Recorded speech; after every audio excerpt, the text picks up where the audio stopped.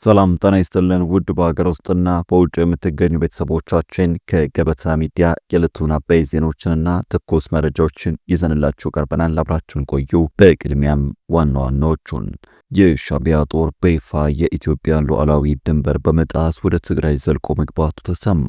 የአፍሪካ ቀንድ ሰላማዊና የተረጋጋ ቀጠና እንዳይሆን 24/7 የሚሰራው ጦርነት ናፋቂው የሻዕቢያ አገዛዝ በተላላኪዎች በኩል ኢትዮጵያ ለማተራመስ በርካታ ሴራ ሲሰራ መክረሙ ይታወሳል። ይሁንና በተላላኪዎቹ በኩል ሲካሄድ የነበረው ሴራውና የጥፋት ፕሮጀክቱ እክል ሲገጥመው የሚፈልገውን ውጤትም እንዳላመጣና የኢትዮጵያን ግስጋሴ ማስቆም እንዳልቻለ ሲመለከት ዛሬ በይፋ የሰሜን ኢትዮጵያ ሉዓላዊ ድንበር ጥሶ ገብቷል። በዛሬው ዕለት በሰሜን ምዕራብ ትግራይ አዋሳኝ ቦታዎች በሽራሮ ቀጠና የሻዕቢያ እግረኛ ጦር ወደ ኢትዮጵያ ሉዓላዊ መሬት ዘልቆ መግባቱን ከአካባቢው የዓይን እማኞች ለማወቅ ተችሏል። በመረጃችን ይዘነዋል። በሌላ በኩል በሁሉም አቅጣጫ ወደ ጦርነት የገባው ህወሓት ሽንፈቱ ተበራክቶበታል።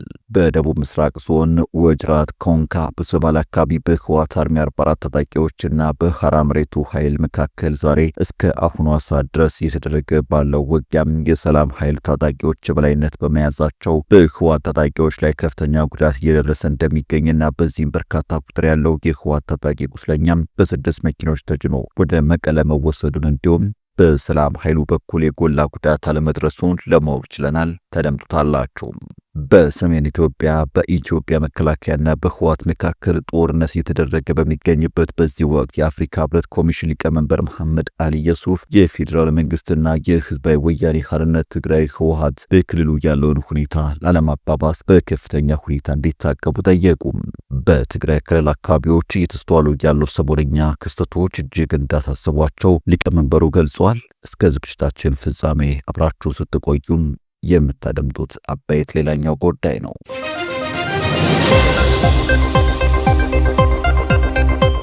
ቻናሉን ሰብስክራይብ፣ ቪዲዮ ላይክ በማድረግ እስከ ፍጻሜው አብራችሁ እንድትቆዩን በአክብሮት እንጠይቃለን። ወደ ቀዳሚ ጉዳያችንም እናመራለን። የሻዕቢያ ጦር በይፋ የኢትዮጵያ ሉዓላዊ ድንበር በመጣስ ወደ ትግራይ ክልል ዘልቆ መግባቱ ተሰማ። የአፍሪካ ቀንድ ሰላማዊና የተረጋጋ ቀጠና እንዳይሆን 24/7 የሚሰራው ጦርነት ናፋቂው የሻዕቢያ አገዛዝ በተላላኪዎች በኩል ኢትዮጵያ ለማተራመስ በርካታ ሴራ ሲሰራ መክረሙ ይታወሳል። ይሁንና በተላላኪዎቹ በኩል ሲካሄድ የነበረው ሴራውና የጥፋት ፕሮጀክቱ እክል ሲገጥመው የሚፈልገውን ውጤትም እንዳላመጣና የኢትዮጵያን ግስጋሴ ማስቆም እንዳልቻለ ሲመለከት ዛሬ በይፋ የሰሜን ኢትዮጵያ ሉዓላዊ ድንበር ጥሶ ገብቷል። ባለፉት ጥቂት ቀናት ውስጥም የኤርትራ ሰራዊት በከባድ መሳሪያዎች ታጅቦ ወደ ትግራይ ክልል የተለያዩ አካባቢዎች ሰርጎ መግባቱን ተረጋግጧል። ይህ ኃይል በተለይም በድንበር አካባቢም በሚገኙ ስትራቴጂካዊ ስፍራዎች ላይ ሰፈር መያዙም የተሰማ ሲሆን ይህም በክልሉ ዳግም መጠነ ሰፊ ጦርነት ሊቀሰቅስ ይችላል የሚል ከፍተኛ ስጋት ጋርጧል። የኤርትራን ጦር እንቅስቃሴ ተከትሎ ትልቅ አስቸኳይ ወታደራዊ ዝግጅት እያደረገ መሆኑን ተነግሯል። በተለያዩ ግንባሮች ላይ የሰው ኃይል በከፍተኛ ሁኔታ እየተንቀሳቀሰ ይገኛል። በታህታይ አዲያቦ ወረዳም በአዲ ጸጸር አቅጣጫ 2 የሻዕቢያ ጦር ክልሎችና የጦር ክፍሎችና አንድ ሜካናይዝድ አሃድ ሙሉ በሙሉ ታጥቀው የኤርትራን የጦር ልብስ ለብሰው ገብተዋል።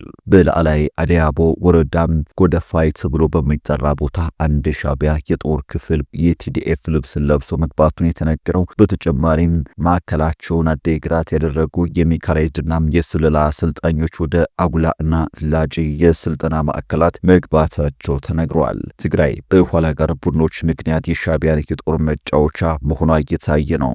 የኤርትራን ጦር ግስጋሴ ለመግታት የመከላከያ መስመሮችን የማጠናከር ስራ የተሰራ መሆኑን ተዘግቧል። በሌላ በኩል በሁሉም አቅጣጫ ወደ ጦርነት የገባው ህወሓት ሽንፈቱ ተበራክቶበት ይገኛል። በደቡብ ምስራቅ ዞን ወጅራት ካንካ በተባለ አካባቢም በህወሓት አርሚ 44 ታጣቂዎችና በሐራ መሬቱ በኩል መካከል ዛሬ እስከ አሁኗ ሰዓት ድረስ እየተደረገ ባለው ውጊያ የሰላም ኃይል ታጣቂዎች የበላይነት በመያዛቸው በህወሓት ታጣቂዎች ላይ ከፍተኛ ጉዳት እየደረሰ እንደሚገኝና በዚህም በርካታ ቁጥር ያለው የህወሓት ታጣቂ ቁስለኛ በ6 መኪኖች ተጭኖ ወደ መቀለ መወሰዱን እንዲሁም በሰላም ኃይሉ በኩል የጎላ ጉዳት አለመድረሱን ለማወቅ ተችሏል።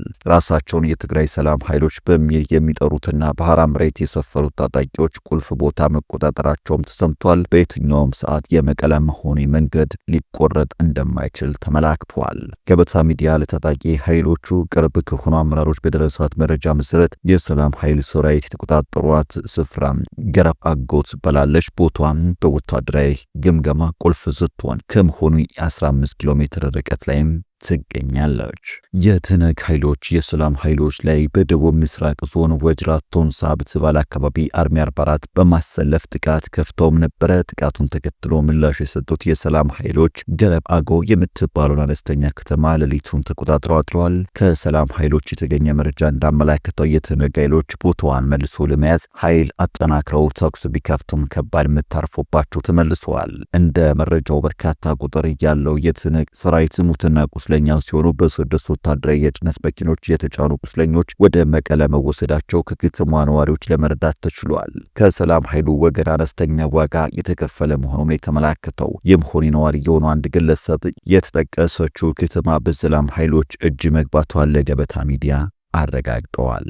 የገረብ አጎ በሰላም ኃይሎች መያዝ ምን ትርጉም አለው ስንል ነዋሪነታቸውን መቀለ የሆነ የቀድሞ ታጋይ አነጋግረናል። አካባቢውን ጠንቀቀው የሚያውቁት እኚሁ የቀድሞ ታጋይ እንዳሉት ከመሆኒ ወደ መቀለ የሚወስደው መንገድ በማንኛውም ሰዓት ሊቆረጥ እንደሚችል አመልክተዋል። ከመሆኒ እስከ መቀለ 130 ኪሎ ሜትር አካባቢ መሆኑን ያመለክቱት የቀድሞ ታጋይ አሁን የሰላም ኃይሎች ከያዟት ገረብ አጎ መሆኒ 15 ኪሎ ሜትር ብቻ በመሆኑም ይህ ኃይል መሆኒ ከገባ የመቀለ መንገድ ይቆረጣል። የመቀለ መሆኒ መንገድ ከተቆረጠ ድፍን ደቡባዊ ዞን ነፃ ወጣ ማለት ነው ሲሉ የተያዘችውን ትንሽ ከተማ ስትራቴጂካዊነቷን አስረድተዋል። በእሳቸው ግምት ይህችን ቦታ ለማስለቀቅ ትነግ ዳግም ኃይል አጠናክሮ መሞከሩ አይቀርም ብለዋል። በሌላ በኩልም የህወሓት አርሚ ቡድኑ እየተሰጠ ያለውን የጦርነት ትዕዛዝ በመቃወም ከግንባሩ መጥፋት ጀምረዋል። እስካሁንም ባለን መረጃ ከአርሚ 11 50 22 24 35 እና 44 በርካታ ቁጥር ያለው ታጣቂ ከነትጥቁ ጠፍቷል። ጽንፈኛው የህወሓት ቡድን ከአለቃ ኢሳያስ አፈወርቂ በወሰደው ትዕዛዝ መሰረት የትግራይን ምድር ዛሬም የጦርነት ቀጠና ለማድረግ እያደረገ ያለው መፍጨርጨርን ተከትሎ እጅግ ከፍተኛ ቁጥር ያለው ታጣቂ ከቡድኑ አፈንግጦ ወጥቷል።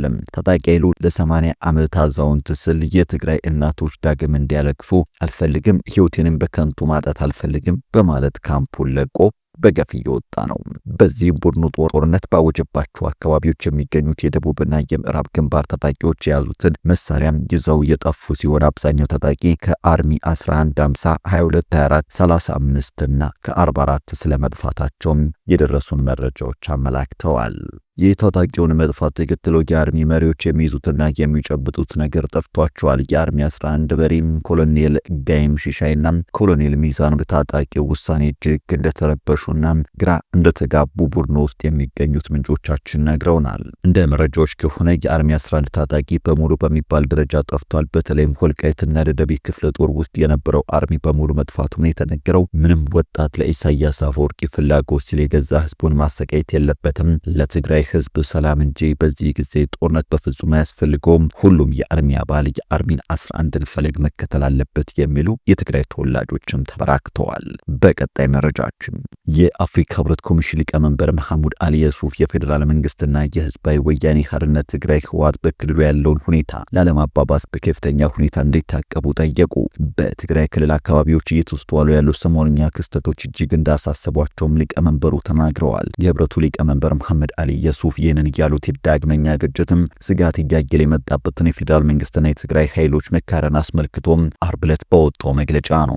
መቃቃር ውስጥ እየሰነበቱት ሁለቱ አካላት ባለፉት ቀናት የትግራይና አማራ ክልሎች አዋሳኝ በሆነው ጸለምት አካባቢም ግጭት ውስጥ መግባታቸው ተዘግቧል። የአፍሪካ ህብረት ኮሚሽን ሊቀመንበር መሐሙድ አሊ የሱፍም በትግራይ ክልል ክፍሎችም እየተከናወነ ያለው ሁኔታ በቅርበት እየተከታተሉ እንደሆነም ተናግረዋል። ህብረቱ ያወጣው መግለጫ ሊቀመንበሩ በትግራይ ክልል ክፍሎች ያለውን ሁኔታ በቅርበት እየተከታተሉ ሲሆን ከሰሞኑ በታዩት ክስተቶችም የተሰማቸውን ጥልቅ ስጋት ገልጸዋል ይላል። ሊቀመንበሩ በመግለጫው በአፍሪካ ህብረት የሚመራውና የሁለት ዓመቱን ደም አፋሳሽ ጦርነት ያስቆመውን የፕሪቶሪያ ስምምነት ማስጠበቅ እንደሚገባ አሳስበዋል። በስምምነቱ አማካኝነትን በከፍተኛ ጥረት የተገኙ ውጤቶችን ማስጠበቅ እጅግ የላቀና ቀጣይነት ያለው ጠቀሜታ እንዳለው በመግለጫቸው አጽንኦት ሰጥተዋል። ሁሉም ወገኖች ያለውን ሁኔታ ሊያባብሱ የሚችሉ እርምጃዎችን ከመውሰድ በከፍተኛ ሁኔታ እንዲታቀቡ እንዲሁም መተማመን ሊሸረሽሩ ከሚችሉ ድርጊቶች እንዲታቀቡ ሊቀመንበሩ በመግለጫቸው ጠይቀዋል።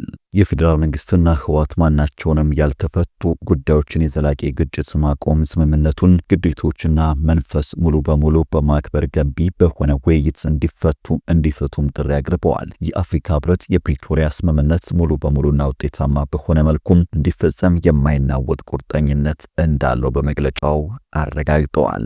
በዚህ የሰላም ግንባታና የእርቅ ሂደት ውስጥ ለስምምነቱ ፈራሚ አካላት የሚደረገውን ቀጣይነት ያለው ድጋፍ እንደሚቀጥልም አስታውቀዋል። ህብረቱ የዚህን ስምምነት አፈጻጸም ለመከታተል ባቋቋመ ከፍተኛ ፓናል አማካኝነት በሁለቱ ወገኖች መካከል የሚደረግ ንግግር፣ ትብብርና የመተማመን ግንባታ ሂደትን ለማጠናከር ዝግጁ መሆኑን አመላክተዋል። ይህንን የሚያደርገው በትግራይ ክልል ዘላቂ ሰላምና መረጋጋት እንዲሰፍን ለማድረግ ለሚደረገው ጥረት ባለው ድጋፍ እንደሆነም ገልጿል። የአፍሪካ ህብረት በትግራይ ውስጥም ለ2 ዓመታት የተካሄደውን ደም አፋሳሽ ጦርነት ያስቆመው በፌዴራል መንግስቱና በህወሓት መካከል የተደረሰውን የፕሪቶሪያ ስምምነት ያደራደረው ዋነኛው አካልም ነው። ከስምምነቱ በኋላ ላለፉት 3 ዓመታት ሰላም ሰፍኖ የነበረ ቢሆንም ሁለቱም ወገኖች ስምምነቱ ሙሉ በሙሉ ተግባራዊ አልሆነም በማለት ሲካሰሱም ቆይቷል። ላለፉት ወራት በፌዴራል መንግስቱና በህወሓት መካከል ያለው አለመግባባት የተባባሰ ውጥረቱ ውስጥ የቆዩ ሲሆን በዚህ ሳምንት መጀመሪያ ላይ ግጭት መካሄዳቸውም ተዘግቧል።